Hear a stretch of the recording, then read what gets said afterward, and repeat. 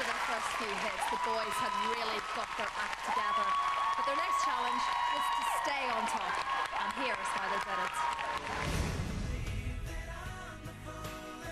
Westlife were fast becoming one of the biggest selling bands on the planet, demanding their total dedication and the ability to leave ordinary life behind.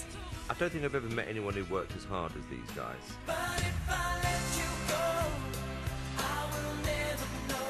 There's months of preparations, months of recording, touring, being away from home that goes into being in Westlife. Getting up at 6 in the morning or whatever. I'd love to see the old diaries printed now because they were every single day was something in there, and that paid off. All day, every single day for 2 years, completely and utterly all over the place. We didn't care. You know, it was getting so big. Every country we went to, it was amazing. We were running on such adrenaline that we didn't even realise. They were like little puppies in those days. I mean, they were so happy and enthusiastic and just wanted to sing. Always with them, it was about the fans. They were always conscious about, no matter how tired they were, people had paid to see them and they had to put on a show. Touring for us is probably the most enjoyable part of Westlife. And putting on the best show possible gave one band member the opportunity to misbehave. Brian was a real messer. There was a lot of headlocks and chill out, you know, you gotta do this, like, you know what I mean? I remember being on stage and on Brian's speech he started singing Amore. When the moon hits you right. And we're looking at him going, in the name of God, is he doing? But the whole crowd joined in. He was such kind of like loose character that he was brilliant for that. But it was also very stressful, because, especially for me, because I had Louis on the phone going, what's he doing? You know, and I'm going, I know, I'm trying my best to, you know, blah, blah, blah. And then he jumped into the pit. All of a sudden, one of us is gone. Don't get me wrong, the people in the front loved it.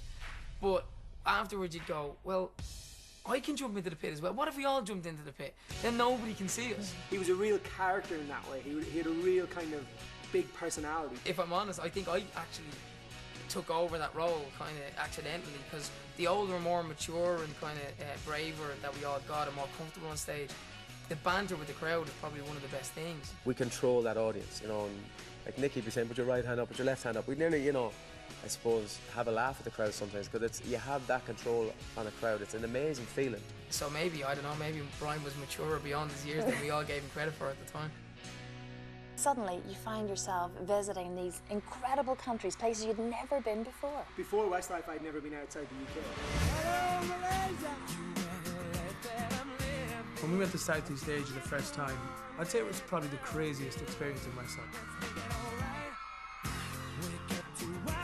All of a sudden, I'm landing in Jakarta. The army have to take care of us because we might get, you know, squashed or, you know, hurt. In a way, we loved it because it was like, oh my God, we're so famous. The fans were pretty aggressive too, you know, and like they'd see and they don't realise because they get excited, you know, just pulling bits of hair out of your head. And I remember one girl in particular, she was looking around and I was kind of standing on the stage singing, looking at her. And she was kind of looking around and she noticed that there was no security guard around her.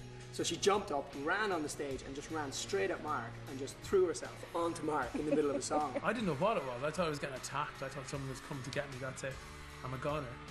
Away from the hysterical fans, a young Westlife were living the rock and roll dream. We lived it up, you know, but, you know, we were 20 years old and kind of why not?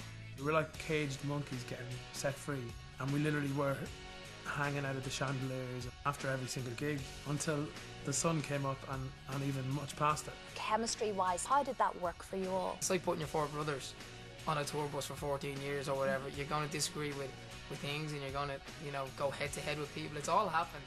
Except we've never actually got in a situation where one of us has actually punched each other. You know, we had a few face-offs. Oh, we had fights. Me versus 5. Practically turning into a punch-up over disagreements. We're brothers in every sense of the word. We fall out, we make up, we kiss, we cuddle, we fight, we argue.